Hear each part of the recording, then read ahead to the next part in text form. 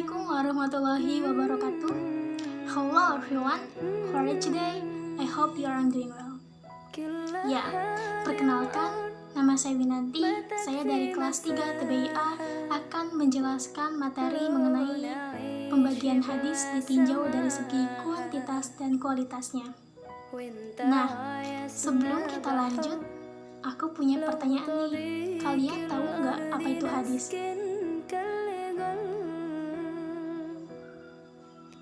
Oke, hadis adalah suatu perkataan, perbuatan, dan ketetapan Nabi Muhammad SAW yang sampai saat sekarang ini menjadi syariat umat muslim untuk beribadah kepada Allah Subhanahu wa Ta'ala. Nah, posisi hadis ini berada di kelas kedua setelah Al-Quran. Dan fungsi ataupun peran hadis ini yaitu untuk menjelaskan secara lebih mendalam tentang apa yang kurang lengkap yang ada di dalam Al-Quran. Contohnya, terkadang dalam Al-Quran disebutkan tata cara beribadah, namun tidak lengkap. Makanya oleh hadis dijelaskan lebih jelas lagi. Nah, yuk kita masuk ke pembahasannya. Nah, hadis ini dibagi menjadi dua berdasarkan kuantitas rawi dan kualitas rawi. Sebelum itu, apa sih rawi? Rawi adalah meriwayatkan. Artinya, seseorang yang meriwayatkan ayat-ayat hadis baik secara lisan maupun tulisan, asalkan dapat didengar langsung dari gurunya. Nah, sudah paham kan? Yuk kita lanjut. Nah, hadis ditinjau dari segi kuantitas rawi dibagi menjadi dua, yaitu hadis mutawatir dan hadis ahad. Nah, dari yang pertama dulu ya, yaitu hadis mutawatir. Mutawatir artinya beriringan, tanpa jarak. Secara istilah yaitu seseorang yang meriwayatkan ayat-ayat hadis yang dimana para perawinya itu bersepakat untuk tidak berbuat dusta, mulai dari tabaqat yang pertama hingga tabaqat selanjutnya, seperti itu. Oke, nah pembagian hadis mutawatir ini dibagi menjadi tiga. Yang pertama, hadis mutawatir lafzi. Yang kedua, hadis mutawatir maknawi. Dan yang ketiga, hadis mutawatir amali. Yuk bahas yang pertama dulu, yaitu hadis mutawatir lafzi. Apa sih itu? Nah, hadis mutawatir lafzi adalah ayat-ayat hadis yang dimana antara ayat dan maknanya mempunyai satu makna. Contohnya, Nabi Muhammad SAW bersabda bahwasanya barang siapa yang berdusta atas namaku, maka bersiap-siaplah untuk duduk di tempatnya di atas api neraka. Dan yang kedua yaitu hadis mutawatir maknawi. Secara harfiah itu mudah untuk dipahami ya, terlihat dari namanya saja, itu maknawi. Itu hadis yang diriwayatkan oleh seorang perawi yang dimana terdiri dari beberapa hadis, terdiri dari beberapa ayat, namun memiliki satu makna, yaitu ketika kita menyimpulkan dari beberapa banyaknya ayat-ayat hadis, hanya satu kesimpulan yang valid yang dapat kita ambil.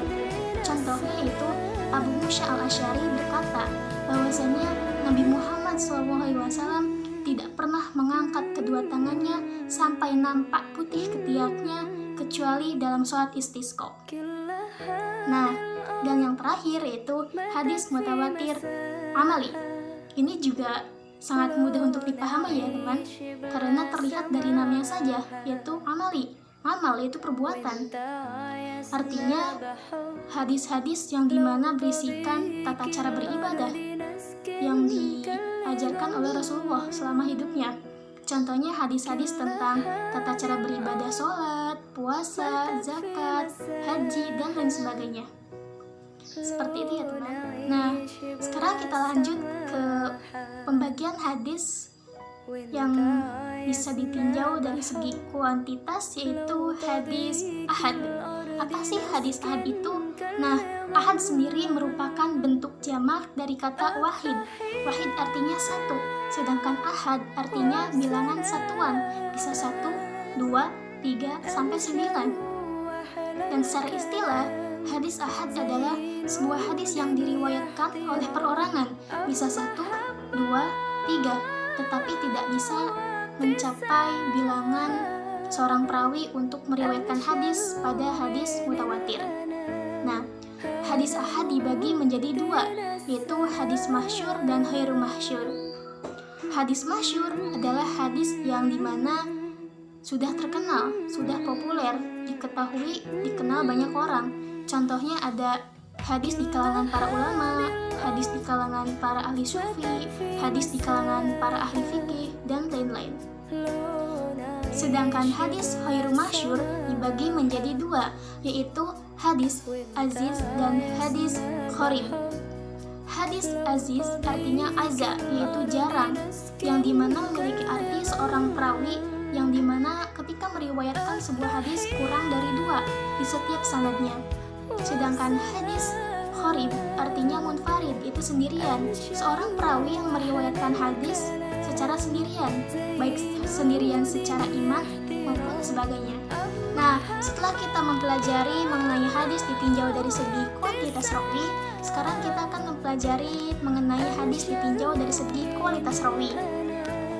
Hadis yang ditinjau berdasarkan kualitas rawi dibagi menjadi tiga. Yang pertama, hadis sahih, yang kedua, hadis hasan, dan yang terakhir, hadis dhaif. Yuk kita bahas yang pertama. Nah, dan yang pertama itu ada hadis sahih. Sahih artinya cocok, benar, dan sempurna. Sedangkan menurut istilah itu hadis yang diriwayatkan secara tersambung. Dilakukan juga oleh seorang perawi yang adil lagi dobit, tidak ada saz dan tidak ada ilat. Nah, untuk menjadi seorang perawi khususnya ketika ingin meriwayatkan hadis ini, yaitu memiliki 3 syarat. Yang pertama, di antara perawi itu harus bersepakat untuk tidak berdusta. Yang kedua yaitu harus adanya keseimbangan antara perawi dalam tingkatan tabaqat pertama hingga tabaqat selanjutnya. Dan yang terakhir yaitu periwayatannya harus berdasarkan pada panca indera. Nah, dan yang kedua itu ada hadis hasan. Hasan itu artinya jamal, yang berarti juga keindahan. Secara istilah yaitu hadis yang diriwayatkan secara tersambung oleh orang yang adil, kurang dobit, tidak ada saz dan tidak ada suatu keilatan. Ini hampir sama dengan hadis sahih yang membedakan yaitu tidak ada atau kurangnya suatu dobit. Nah, hadis hasan dibagi menjadi dua, yaitu hadis hasan lizatihi dan likhairihi. Hadis hasan lizatihi artinya dia dapat berdiri sendiri karena sudah mencapai suatu syarat untuk memenuhi suatu hadis hasan. Dan hadis likhairihi artinya dapat menjadi tidak dobit ketika dia sanadnya dilengkapi oleh sanad yang lain. Nah, yang terakhir itu hadis dhaif. Dhaif artinya lemah ataupun lawan kata dari kata kuat. Sedangkan menurut istilah yaitu suatu hadis yang dimana tidak bisa mencakup antara hadis sahih dan hadis hasan dikarenakan ia memiliki suatu kecacatan. Mungkin saja hayat hadisnya yang tidak bersambung, perawinya tidak adil, ada kecacatan, dan lain sebagainya. Nah, yuk kita ambil kesimpulan dari apa yang sudah kita pelajari. Kita sudah membahas mengenai pembagian hadis ditinjau dari segi kuantitas rawi dan kualitas rawi. Hadis yang ditinjau dari segi kuantitas rawi itu dibagi menjadi dua, yaitu hadis mutawatir dan hadis ahad. Hadis ahad dibagi lagi menjadi dua, yaitu hadis aziz dan hadis gharib. Dan hadis yang ditinjau dari segi kualitas rawi dibagi menjadi tiga, yaitu hadis sahih, hadis hasan, dan hadis hasan ini dibagi menjadi dua, yaitu hadis li zatihi dan li ghairihi. Dan yang terakhir yaitu hadis dhaif. Nah, sekian dari saya. Mohon maaf apabila terdapat kesalahan. Terima kasih. Wassalamualaikum warahmatullahi wabarakatuh.